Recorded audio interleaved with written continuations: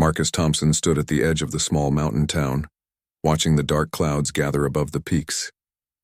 The weather forecast had been wrong before, but this time felt different. The wind carried an icy bite that made his bones ache, and the smell in the air warned of something terrible coming their way.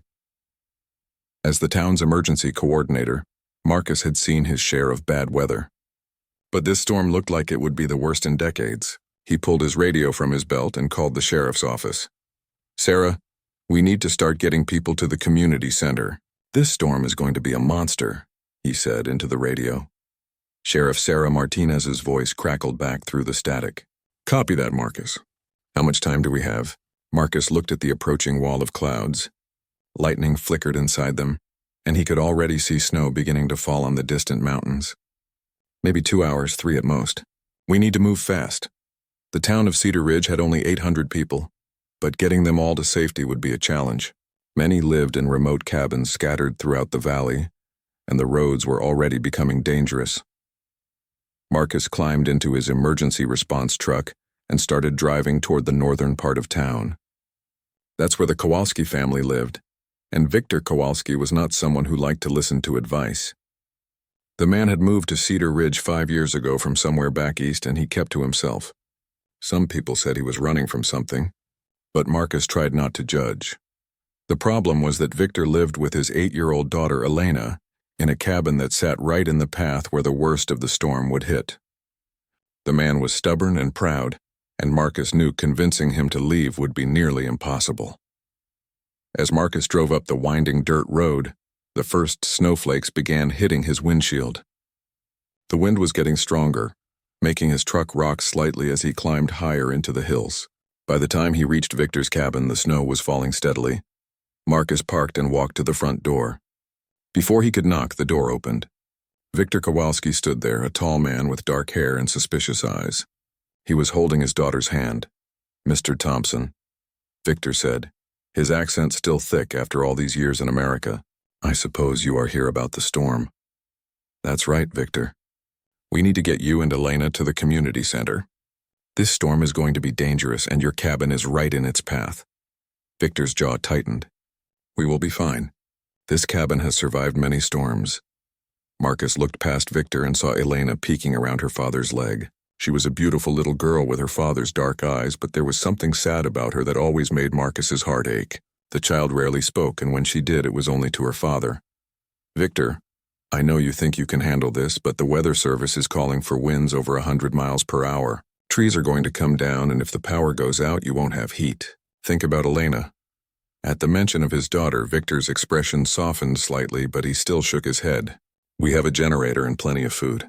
We do not need your help." Marcus felt his frustration growing. He had dealt with Victor's stubbornness before, but this time it could cost lives. "Look, I know we haven't always seen eye to eye, but this isn't about our personal problems. This is about keeping a little girl safe." The truth was that Marcus and Victor had more than just disagreements. 3 years ago, Victor had accused Marcus of showing favoritism when distributing emergency supplies after a flood. The argument had turned ugly, with Victor claiming that Marcus cared more about his rich friends than the working families in town. Marcus had tried to explain that the supplies went to whoever needed them most, but Victor wouldn't listen. Since then, the two men had barely spoken except when absolutely necessary. Victor seemed to think that Marcus had some kind of power trip going on, while Marcus thought Victor was an ungrateful man who couldn't appreciate help when it was offered. "Papa, I'm scared," Elena whispered, tugging on her father's coat. Victor knelt down and spoke to his daughter in what Marcus thought might be Polish. The little girl nodded, but she still looked frightened. When Victor stood up, his face was harder than before. "Thank you for the warning, Mr. Thompson, but we will stay here." Marcus wanted to argue more, but he could see that Victor's mind was made up. He had other families to check on, and he couldn't waste more time. "Fine, but if you change your mind, the community center will be open all night." As Marcus walked back to his truck, he heard Victor close the door firmly behind him. The snow was falling harder now, and the wind was starting to howl through the trees. He looked back at the cabin one more time, thinking about the little girl inside, and felt a cold knot of worry in his stomach. The drive back down the mountain was already becoming treacherous. Marcus's truck slipped twice on the increasingly icy road. and he had to use all his concentration to keep from sliding off into the ditch. By the time he reached the main road, the storm was in full swing. His radio crackled with reports from other emergency workers. Trees were already falling in some areas, and the power was starting to flicker throughout the town. Marcus knew that within a few hours, Cedar Ridge would be completely cut off from the outside world. At the community center, families were arriving with whatever supplies they could carry. Sarah Martinez was organizing sleeping areas and checking that everyone had what they needed. When she saw Marcus walk in, she immediately came over. "Any luck with the Kowalski family?" she asked. Marcus shook his head. "Victor's too proud to admit he might need help. I just hope he changes his mind before it's too late." Outside, the wind was growing stronger and the snow was starting to pile up against the windows.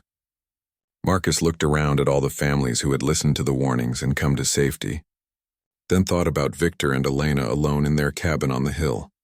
He had done his job by warning them, but somehow that didn't make him feel any better about leaving them behind. The storm hit Cedar Ridge like a freight train made of ice and fury. By 10 o'clock that night, the wind was screaming through the valley at speeds that made the community center shake. Victor Kowalski sat by his cabin window, watching trees bend so far they looked like they might snap in half. Elena had fallen asleep on the couch 2 hours ago, wrapped in her favorite blanket. Victor had built up the fire in the fireplace, and the cabin felt warm and safe. He told himself that Marcus Thompson had been wrong to worry. They were fine.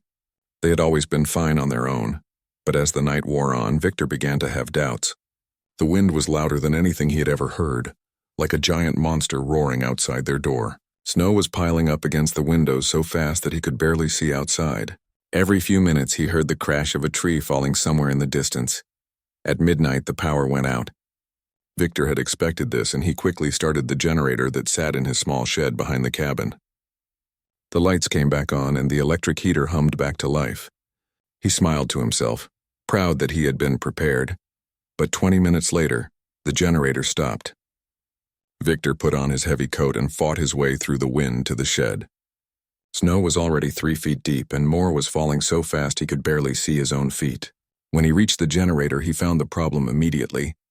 A tree branch had fallen and damaged the fuel line. Victor tried to fix it, but his hands were so cold he could barely move his fingers. The wind was so strong it kept knocking him off balance, and the snow was getting into his eyes and mouth. After 30 minutes of struggling, he had to admit defeat. The generator was broken, and he didn't have the parts to fix it in the middle of a blizzard. When he got back inside, the cabin was already getting cold. Elena was still sleeping, but she had pulled the blanket up to her chin. Victor added more wood to the fireplace, but he knew it wouldn't be enough to heat the whole cabin through a storm like this. He tried his cell phone, but there was no signal. The phone lines had been down for years, and his radio was broken. They were completely cut off from the outside world. As the hours passed, the cold began to creep into every corner of the cabin. Victor moved Elena closer to the fireplace and piled every blanket they owned on top of her. He kept the fire burning, but he was running low on firewood. He had plenty more outside, but every time he tried to go out and get some, the wind knocked him down. By 3 in the morning, Victor realized they were in serious trouble. The temperature inside the cabin had dropped to just above freezing, and Elena was starting to shiver even in her sleep. The fire was burning low, and he only had enough wood to last maybe 2 more hours. Victor sat beside his daughter and brushed the hair from her face.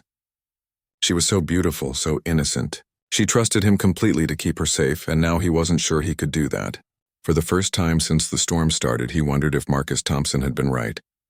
Elena woke up around 4 in the morning, shivering and crying. "Papa, I'm so cold," she whispered. Victor pulled her into his lap and wrapped his arms around her. "I know, little bird. Papa will keep you warm." But even as he said the words, Victor knew they might not be true. The fire was almost out, and the cabin was so cold now that he could see his breath. Elena's lips were starting to turn blue, and no matter how many blankets he put on her, she couldn't stop shivering. Victor made a decision that went against everything he believed about being independent and self-reliant. He put on every piece of warm clothing he could find and started getting Elena ready to go outside. "Where are we going, Papa?" Elena asked through chattering teeth. "We are going to get help, little bird. We are going to walk to town." Victor knew it was dangerous. The storm was still raging, and they would have to walk 3 miles through snow that was now over 4 feet deep. But staying in the cabin meant they would freeze to death before morning. He bundled Elena in her warmest clothes and wrapped her in 2 blankets. Then he picked her up and stepped out into the storm. The wind hit them like a physical blow, and the cold was so intense it took Victor's breath away. Snow immediately began sticking to his face and getting into his eyes. The first 100 yards were the hardest. Victor could barely see where he was going, and every step was a struggle through the deep snow. Elena was crying, but the wind was so loud he could barely hear her. He held her as close to his body as possible, trying to share his warmth with her. After what felt like hours but was probably only 30 minutes, Victor realized they were lost. Nothing looked familiar in the white darkness of the storm. Every tree looked the same, and the snow had covered all the landmarks he usually used to find his way. Victor's legs were getting tired from fighting through the deep snow, and his arms ached from carrying Elena. Worse, he could feel the cold starting to seep through his clothes. His fingers were getting numb, and his feet felt like blocks of ice inside his boots. "Papa, I can't feel my hands," Elena whispered into his ear. Victor looked down at his daughter and saw that her face was pale and her lips were definitely blue now. She was showing signs of hypothermia, and so was he. They needed shelter, and they needed it soon. Through the swirling snow, Victor thought he saw a dark shape ahead. He struggled toward it, hoping it might be a building or at least something that could block the wind. As he got closer, he realized it was a large fallen tree that had created a natural shelter against a rocky outcrop. Victor crawled under the tree with Elena and immediately felt relief from the wind. It wasn't warm, but at least they weren't being beaten by the storm anymore. He sat with his back against the rock and held Elena in his lap, sharing what little body heat he had left. "Are we going to die, Papa?" Elena asked quietly. Victor kissed the top of her head, tasting snow and ice. "No, little bird. Someone will find us. We just have to stay strong." But as Victor sat in the darkness listening to the storm rage above them, he wasn't sure he believed his own words. They were lost in a blizzard with no way to call for help, and both of them were getting colder by the minute. Marcus Thompson couldn't sleep. He lay on a cot in the community center, listening to the storm rage outside and thinking about Victor and Elena. Every time he closed his eyes, he saw the little girl's face and heard her whispered words about being scared. At 5 in the morning, Marcus gave up trying to sleep. He got up and walked to the window, looking out at the white hell that Cedar Ridge had become. Snow was piled up to the second-story windows of some buildings, and the wind was still howling like a living thing. Sarah Martinez found him standing there holding a cup of coffee that had gone cold an hour ago. "You're thinking about them too, aren't you?" she said. Marcus nodded. "I keep telling myself that I did everything I could. I warned them, I offered them shelter." Victor made his choice. "But you're still worried about the little girl." "She's 8 years old, Sarah. She doesn't get to make choices like that. She just has to trust that her father will keep her safe." Marcus set down his coffee cup and turned to face the sheriff. What if Victor's pride gets her killed? Sarah put her hand on Marcus's shoulder. "You can't save people who don't want to be saved. And you sure can't go out in this storm to check on them. It would be suicide." Marcus knew she was right, but that didn't make him feel any better. He had been the town's emergency coordinator for 12 years, and in all that time, he had never lost anyone to a natural disaster. The thought that his first failure might be a little girl made his stomach sick. As the morning wore on, the storm began to show signs of weakening. The wind was still strong, but it wasn't the constant roar it had been all night. The snow was still falling, but not quite as heavily. Marcus checked his weather radio and heard that the worst of the storm had passed, though dangerous conditions would continue for several more hours. By 8 o'clock, Marcus had made up his mind. He found Sarah and told her he was going to check on the families who had refused to come to the shelter.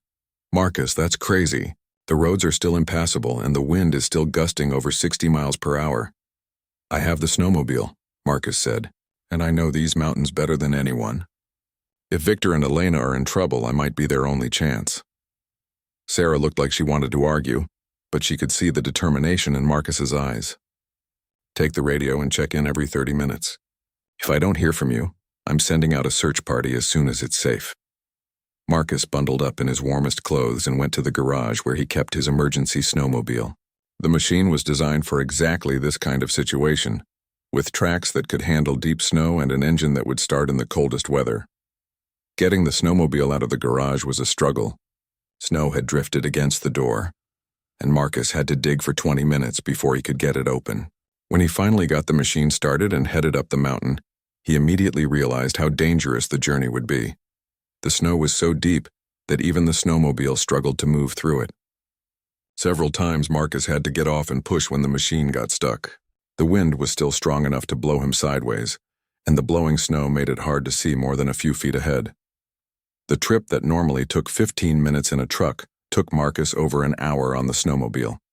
When he finally reached Victor's cabin, his heart sank. The building was almost completely buried in snow, with only the roof and the top half of the windows visible.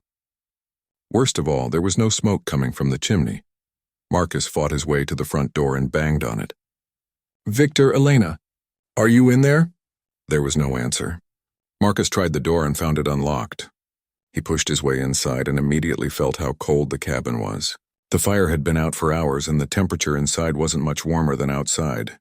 "Victor, Elena!" Marcus called again, but he could see that the cabin was empty. The blankets were piled on the couch where someone had been sleeping, and there were signs that people had left in a hurry. Marcus felt a chill that had nothing to do with the cold air. If Victor and Elena had tried to leave the cabin during the storm, they could be anywhere in the mountains. They could be buried under snow or lost, or worse. He pulled out his radio and called Sarah. "They're not here. The cabin's empty and it looks like they left hours ago. Do you have any idea which way they might have gone?" Marcus looked around the cabin, trying to think like Victor. The man was proud and stubborn, but he wasn't stupid. If he had decided to leave, he would have headed toward town, but the direct route would have been impossible in the storm. "I think they would have tried to take the old logging road," Marcus said into the radio. "It's longer, but it has more shelter from the wind." "Marcus, that road goes through some of the most dangerous terrain in the county. If they got lost out there..." Marcus didn't need Sarah to finish the sentence. He knew what she was thinking. If Victor and Elena had gotten lost in the storm, their chances of survival were very slim. Marcus got back on his snowmobile and started following what he thought might be their trail. The snow was so deep and the wind had blown everything around so much that it was hard to tell if he was seeing footprints or just natural patterns in the snow. For 2 hours, Marcus searched through the woods, calling Victor and Elena's names until his voice was hoarse. The storm was definitely weakening now, but the temperature was still well below freezing, and anyone who had been outside all night would be in serious danger of hypothermia. Marcus was starting to think he would never find them when he saw something that made his heart skip. There, barely visible under a large fallen tree, was a flash of red fabric. Elena had been wearing a red coat when he saw her the day before. Marcus stopped the snowmobile and fought his way through the snow to the fallen tree. As he got closer, he could see 2 shapes huddled together under the branches. Victor was sitting with his back against a rock, holding Elena in his lap. Neither of them was moving.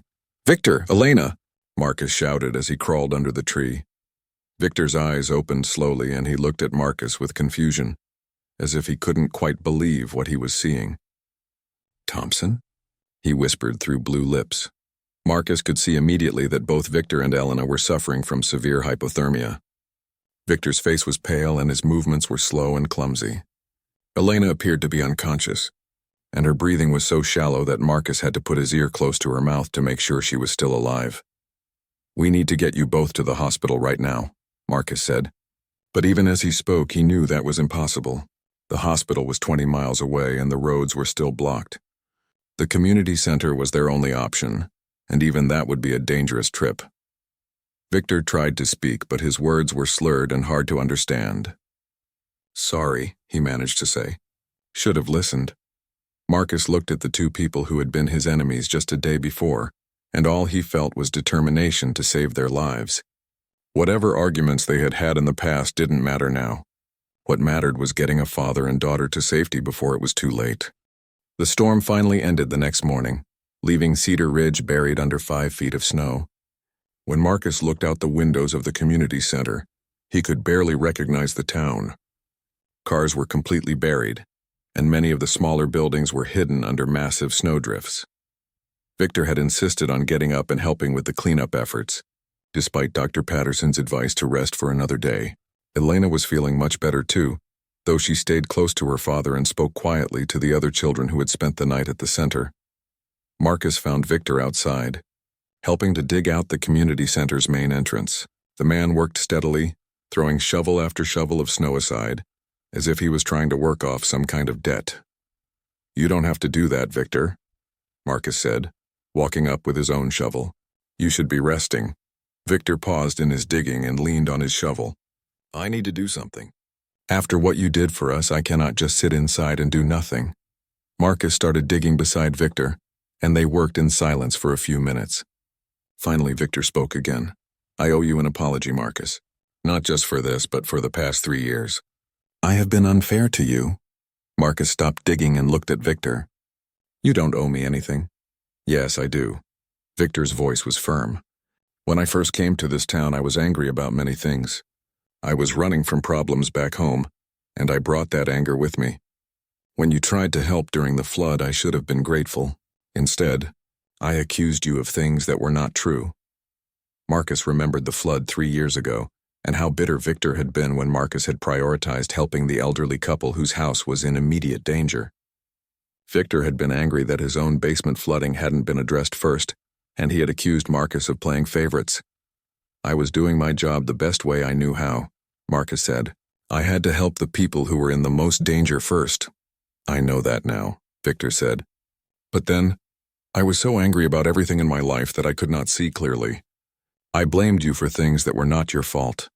They went back to digging, but Marcus could tell that Victor had more to say. After a few more minutes, Victor spoke again. "Elena's mother died in a car accident 2 years before we came here. I was driving that night, and even though the police said it was not my fault, I blamed myself. When we moved to Cedar Ridge, I thought if I could take care of Elena by myself, if I could prove that we did not need anyone's help, then maybe I could forgive myself." Marcus stopped digging again. This was the most Victor had ever told him about his past, and he could hear the pain in the man's voice. "That's why you didn't want to come to the shelter," Marcus said. "It wasn't really about being independent. It was about proving something to yourself." Victor nodded. "I thought if I accepted help, it meant I was weak. It meant I was failing Elena the same way I failed her mother. But you didn't fail her mother, Victor. Accidents happen. They're not anyone's fault." Victor's eyes filled with tears. "I know that in my head, but my heart has been harder to convince. Yesterday, when I saw Elena getting so cold and I realized I could not protect her, I finally understood that asking for help is not weakness. Sometimes it is the only way to be strong for the people you love."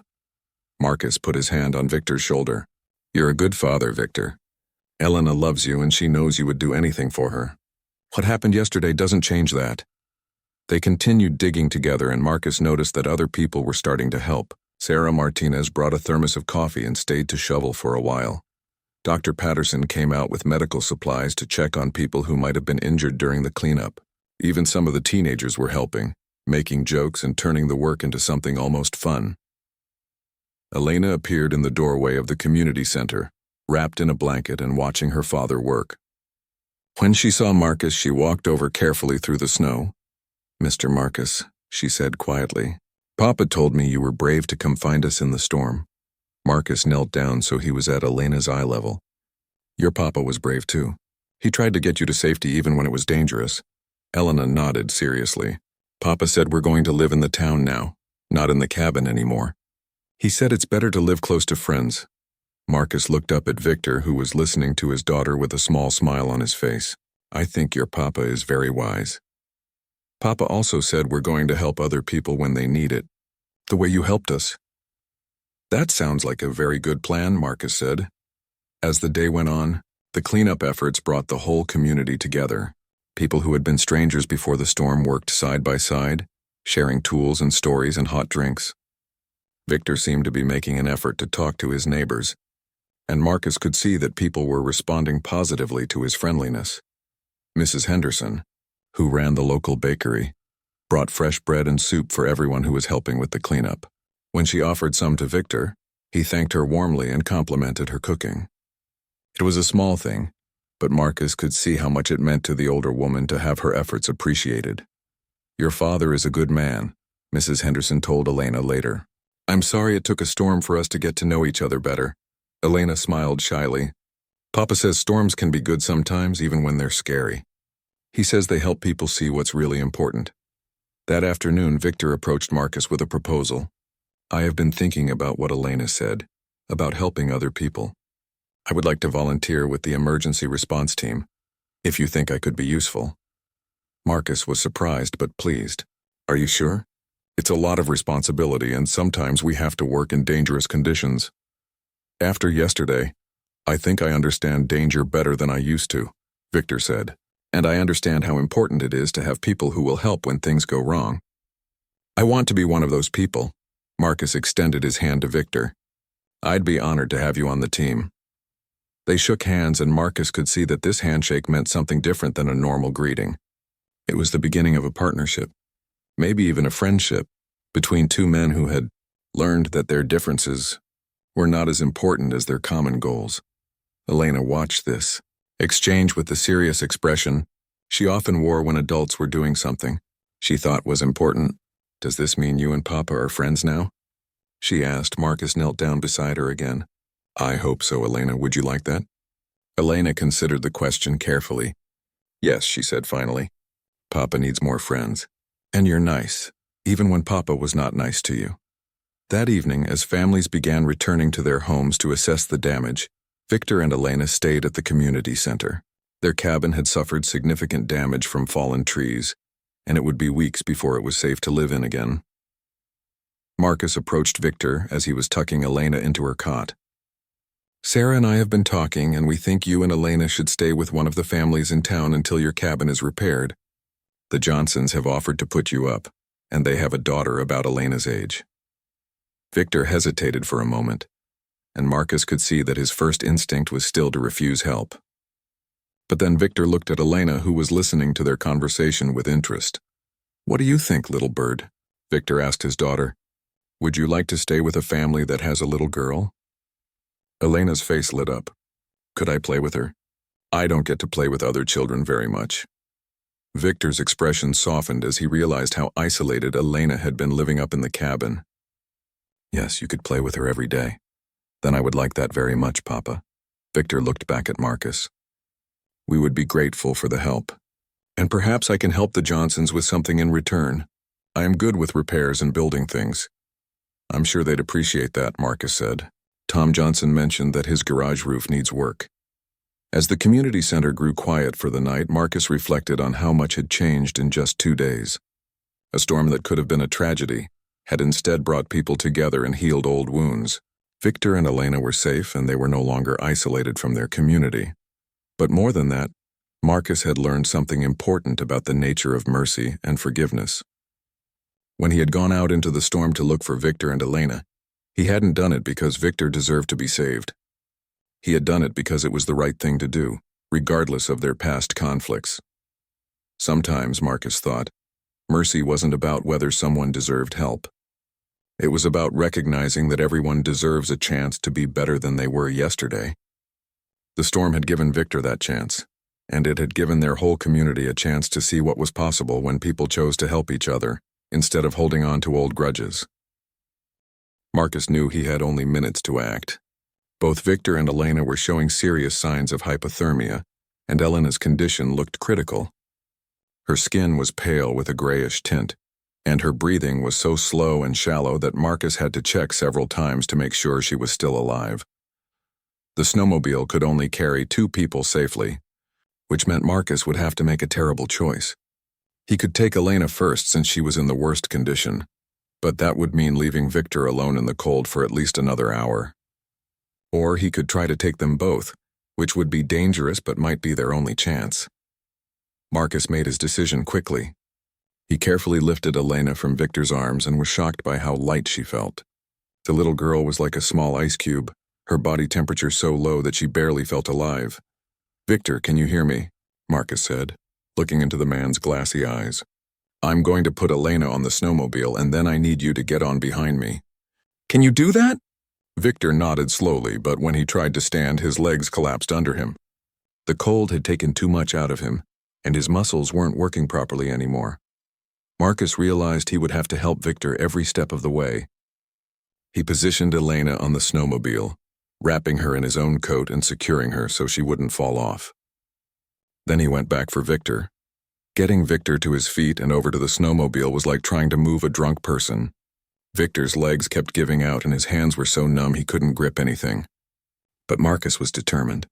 He half-carried, half-dragged Victor through the snow until they reached the machine. "Hold on to me and don't let go," Marcus told Victor as he helped him climb on behind Elena.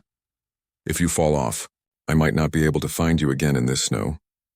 The trip back down the mountain was a nightmare. The snowmobile was overloaded and difficult to control. Several times Marcus felt Victor starting to slip off the back and he had to stop and reposition him. Elena lay motionless between them, and Marcus kept checking to make sure she was still breathing. The wind was still strong enough to blow snow in their faces, making it hard to see where they were going. Marcus had to navigate mostly by memory. Following landmarks he could barely make out through the white haze. At one point he took a wrong turn and had to backtrack for 10 minutes, precious time they couldn't afford to lose. Halfway down the mountain, Victor started talking, but his words didn't make sense. He was rambling about things that had happened years ago, mixing English and Polish in sentences that made no sense. Marcus recognized the signs of severe hypothermia affecting Victor's brain. "Stay with me, Victor," Marcus shouted over the wind. "We're almost there." But Marcus wasn't sure that was true. The storm had changed the landscape so much that familiar places looked completely different. Snow had covered roads and filled in valleys, making everything look the same. For a few terrifying minutes, Marcus thought they might be lost too. Then, through the blowing snow, Marcus saw the lights of the community center. He had never been so happy to see electric lights in his life. He drove the snowmobile right up to the front door and started shouting for help. Sarah Martinez and several other people came running out immediately. When they saw Victor and Elena, everyone sprang into action. Dr. Patterson, the town's only doctor, had been staying at the community center during the storm, and he immediately took charge of the medical situation. "Get them inside and get their wet clothes off right now," Dr. Patterson ordered. "We need to warm them up slowly, or we could put them into shock." The next hour was a blur of activity. Dr. Patterson worked on Elena, while Sarah and 2 other women helped Victor.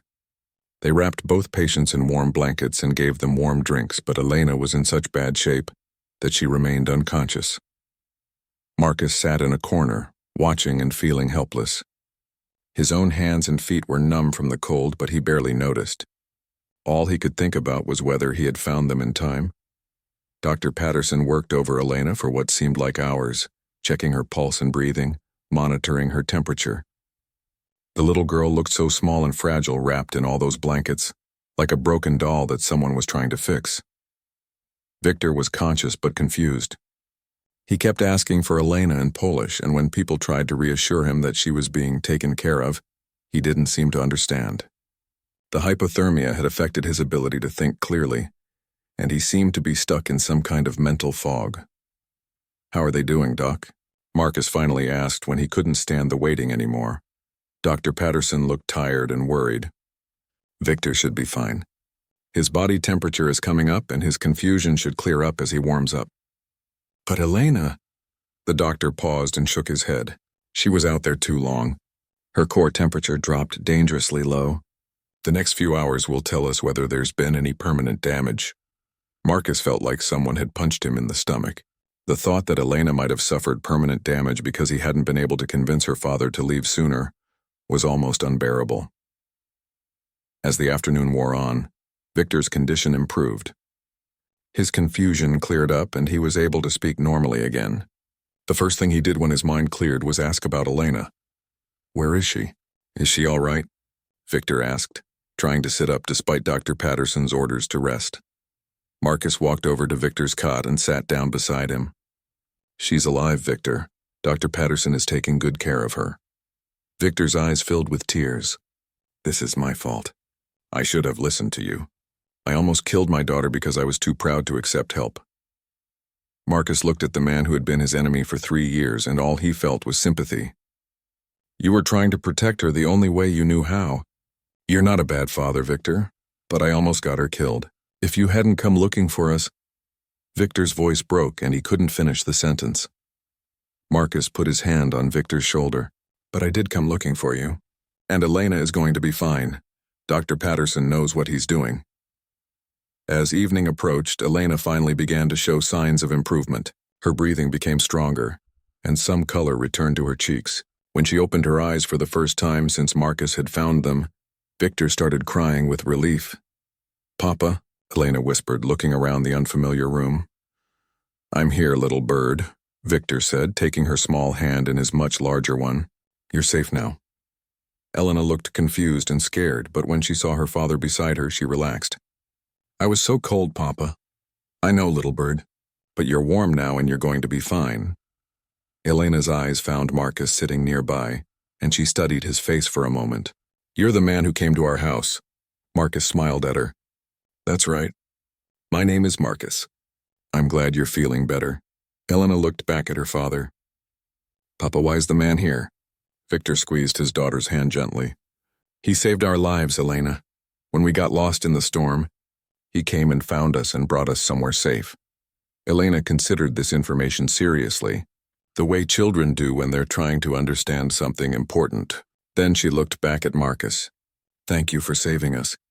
Marcus felt his throat tighten with emotion. "You're very welcome, Elena." As the evening went on, it became clear that both Victor and Elena would make full recoveries. Elena's body temperature returned to normal, and she showed no signs of permanent damage from the hypothermia.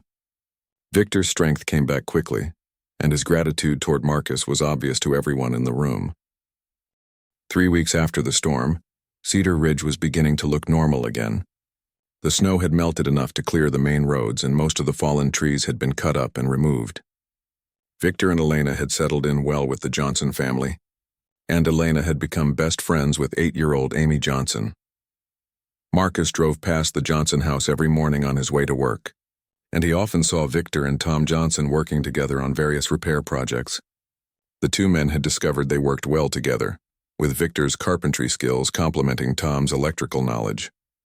Victor had also started attending the weekly emergency response team meetings. At first, he mostly listened and asked questions, but as he learned more about emergency procedures, he began contributing valuable ideas. His experience during the storm had given him insights that the other team members found helpful. "We need to do a better job of tracking people who live in remote areas," Victor had suggested at the previous week's meeting. "If Marcus had not known where to look for us, we might never have been found." Sarah Martinez had agreed immediately. "That's a great point. We should create a database of everyone who lives more than 2 miles from town, with detailed directions to their homes and information about any special needs they might have." Victor had volunteered to help create the database, since he knew many of the remote areas better than most people. He had been exploring the mountains around Cedar Ridge for 5 years, and he knew shortcuts and back roads that didn't appear on any official maps. Elena was also thriving in her new environment. Living with the Johnson family had brought her out of her shell in ways that surprised everyone, including her father. She laughed more often now, and she had started speaking up in conversations instead of just listening quietly. Amy Johnson had been particularly good for Elena. The two girls were the same age, but Amy was outgoing and confident in a way that seemed to rub off on Elena. They spent hours playing together, building snow forts and having elaborate tea parties with Amy's collection of stuffed animals. "Elena talks about you all the time," Amy told Marcus one day when he stopped by to discuss emergency preparedness with Tom Johnson. "She says you're a hero because you saved her and her papa from the storm." Marcus felt embarrassed by the praise. "I just did what anyone would have done." "That's not what Elena thinks," Amy said seriously. "She says her papa told her that not everyone would have been brave enough to go out in a storm like that to help people they didn't even like." The comment made Marcus think about the conversation he had overheard between Victor and Elena a few days earlier. He had been walking past their room when he heard Victor trying to explain to his daughter why he had been so unfriendly to Marcus before the storm. "Sometimes grown-ups make mistakes, little bird," Victor had said. "I thought Mr. Marcus did not care about us, but I was wrong. He cared enough to risk his life to save us even though I had not been kind to him." "Why weren't you kind to him, Papa?" Elena had asked. "Because I was sad and angry about other things, and I let those feelings make me unfair to people who did not deserve it. It is not a good way to behave, and I am trying to do better now." Marcus had walked away from that conversation, feeling moved by Victor's honesty with his daughter. It took courage to admit mistakes to a child, especially when those mistakes had put the child in danger. The relationship between Marcus and Victor had continued to develop over the weeks since the storm. They weren't exactly friends yet, but they had developed a mutual respect that made working together easy and productive. Victor's practical knowledge of construction and outdoor survival complemented Marcus's organizational skills and experience with emergency management. They had also discovered that they shared some common interests. Both men enjoyed hiking and fishing, and they had similar views about the importance of being prepared for emergencies. Victor had even started sharing some of his knowledge about living off the land, skills he had learned growing up in rural Poland. "In my country, we learned to be ready for anything," Victor told Marcus one day as they worked on updating the emergency supply inventory. "My grandfather taught me to hunt and fish and preserve food. He said you never know when those skills might save your life." "That's exactly the kind of knowledge we need more of in this community," Marcus had replied. "Would you be willing to teach some classes on wilderness survival?" Victor had seemed surprised by the suggestion. "You think people would want to learn from me?" "I think people would be very interested. Especially after the storm, everyone is more aware of how quickly things can go wrong." Victor had agreed to think about it, and the following week, he had presented a proposal to the town council for a series of wilderness survival workshops. The council had approved the idea enthusiastically, and Victor's first class was scheduled for the following month.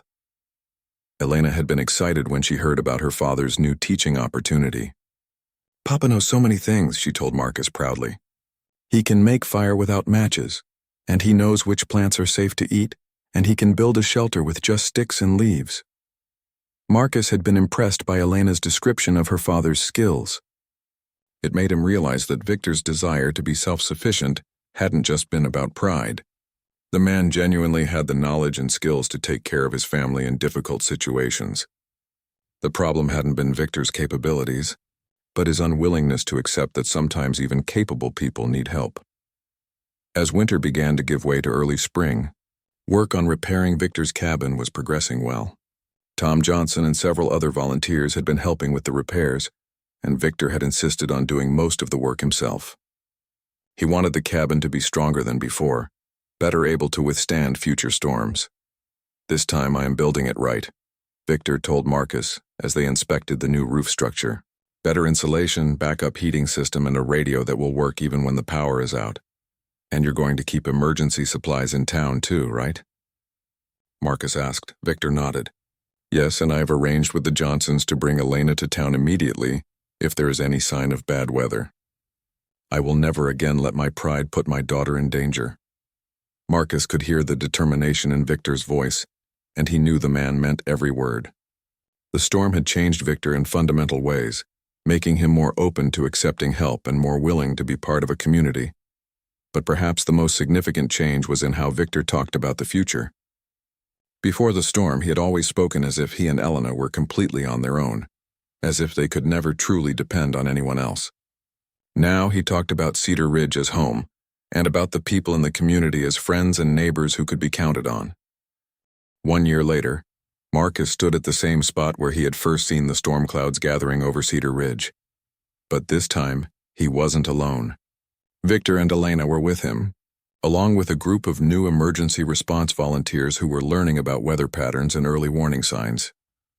"The key is to watch how the clouds are moving," Victor was explaining to the group. "See how they are building up behind that ridge? That is exactly what we saw the night before the big storm." Elena, now 9 years old and much more confident than she had been a year ago, was helping to demonstrate the emergency radio equipment. She had become something of a celebrity in town because of her experience during the storm, and she took her role as a teacher's assistant very seriously. "This is the radio that can work even when the power is out," Elena explained to Mrs. Chen, who had recently moved to Cedar Ridge from the city. "Papa says every family should have one just in case." Marcus watched Victor work with the volunteers and marveled at how much the man had changed.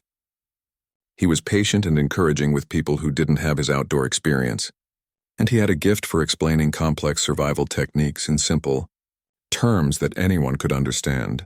The wilderness survival classes that Victor had started teaching had become so popular that people came from other towns to attend them. Victor had also written a simple manual on emergency preparedness that the county had adopted for use in all the mountain communities. But the changes went beyond Victor's new role as a teacher and emergency preparedness expert. He had become an integral part of Cedar Ridge's community in ways that no one could have predicted. He served on the town council, helped organize the annual summer festival, and had even started a youth hiking program that taught local children about outdoor safety and environmental conservation. Elena had changed too. She was still quiet by nature, but she was no longer the fearful, isolated child she had been when Marcus first met her. She had friends now, and she participated eagerly in school activities and community events. The trauma of nearly freezing to death in the storm seemed to have strengthened her rather than damaged her, giving her a confidence that came from knowing she could survive difficult situations. "Mr. Marcus," Elena said, walking over to where he was standing. "Papa wants to show the new people the place where you found us. Is that okay?" Marcus looked toward Victor, who was gathering the group of volunteers for a hike up the mountain. "Of course it's okay. Do you want to come with us?" Elena nodded eagerly. Over the past year, she had visited the site several times with her father, and it no longer held any fear for her. Instead, she seemed to view it as a place where something important had happened, a place where her family's story had changed for the better. The hike up to the fallen tree where Marcus had found Victor and Elena took about 30 minutes. The trail that had been impassable during the storm was now well marked and easy to follow. Victor had actually helped to improve the trail, adding signs and clearing brush to make it safer for emergency responders. When they reached the site, Victor gathered the volunteers around the large fallen tree that had provided shelter during the storm. The tree was still there, though time and weather had worn away some of the branches that had protected Victor and Elena that terrible night. "This is where we learned the most important lesson about emergency preparedness," Victor said to the group. "We learned that having supplies and skills is important, but having people who care about you is even more important." He looked at Marcus as he spoke, and Marcus could see gratitude and friendship in the man's eyes. Their relationship had evolved far beyond the professional respect it had started with after the storm. They had become genuine friends, the kind of friends who trusted each other completely and would do anything to help each other. "If Marcus had not cared enough to come looking for us, Elena and I would have died in this spot," Victor continued. "He saved our lives not because it was his job, but because he believed that every person in this community matters. That is the spirit we need to have when we think about emergency preparedness. We prepare not just for ourselves, but for our neighbors." Elena raised her hand and Victor smiled at her. "Yes, little bird? Tell them about the mercy part, Papa," Elena said seriously. Victor's expression became thoughtful. "Elena is right. There is something else we learned that night. Marcus came to find us even though he had good reasons to be angry with me. I had not been kind to him and I had refused his help. But when we were in danger, none of that mattered to him. He showed us mercy, which means caring for people even when they have not earned it." Marcus felt uncomfortable being the focus of so much praise, but he understood why Victor felt it was important to share this lesson with the volunteers. Emergency response wasn't just about technical skills and equipment. It was about the willingness to help people regardless of personal feelings or past conflicts. "Mercy is what makes a community strong," Victor said. "When we choose to help each other even when it is difficult, even when we do not feel like it, that is when we become more than just people who happen to live in the same place. We become a family." After the training session ended and the volunteers had headed back down the mountain, Marcus found himself alone with Victor and Elena at the site where everything had changed. The spring afternoon was warm and peaceful, with wildflowers blooming among the rocks and birds singing in the trees. "Do you ever regret it?" Marcus asked Victor. "Leaving the cabin and moving into town?" Victor considered the question seriously. "No," he said finally. "The cabin was never really home. It was just a place where Elena and I were hiding from the world. Cedar Ridge is home because it is where we belong, where people know us and care about us." Elena was exploring among the rocks, looking for interesting stones to add to her collection. She had become quite the geologist over the past year, and she could identify dozens of different types of minerals and fossils. "Look what I found," Elena called out. holding up a piece of quartz that sparkled in the sunlight. "It's like a little piece of ice, but it will never melt." Marcus and Victor walked over to admire Elena's discovery. As they stood there together, Marcus reflected on how a moment of terrible danger had led to something beautiful. The storm that could have destroyed lives had instead created bonds that would last a lifetime.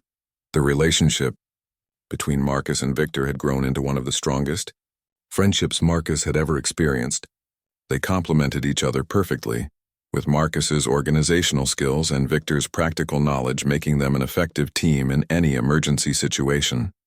More importantly, they had learned to trust each other completely. When they disagreed about something, which happened occasionally, they were able to discuss their differences openly and find solutions that worked for everyone. The mutual respect that had grown out of that terrible night in the storm had created a foundation for the kind of friendship that could weather any challenge. Elena had been the greatest beneficiary of the changes that followed the storm. She had gained not just a larger community of people who cared about her, but also a father who was more open and less burdened by anger and regret. Victor's willingness to accept help and friendship had made him a happier person, and that happiness had transformed Elena's world. As they walked back down the mountain together, Elena skipping ahead and Victor and Marcus talking about plans for the upcoming emergency preparedness fair, Marcus thought about the lessons that could be learned from their experience. Sometimes the worst storms in life came with unexpected gifts. Sometimes people who seemed like enemies could become the closest friends. And sometimes the simple act of showing mercy to someone who hadn't earned it could change everything.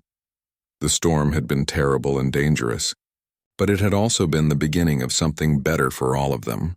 In the end, Marcus realized, that might be the most important lesson of all, that even in the darkest moments there was always the possibility of hope, healing, and new beginnings.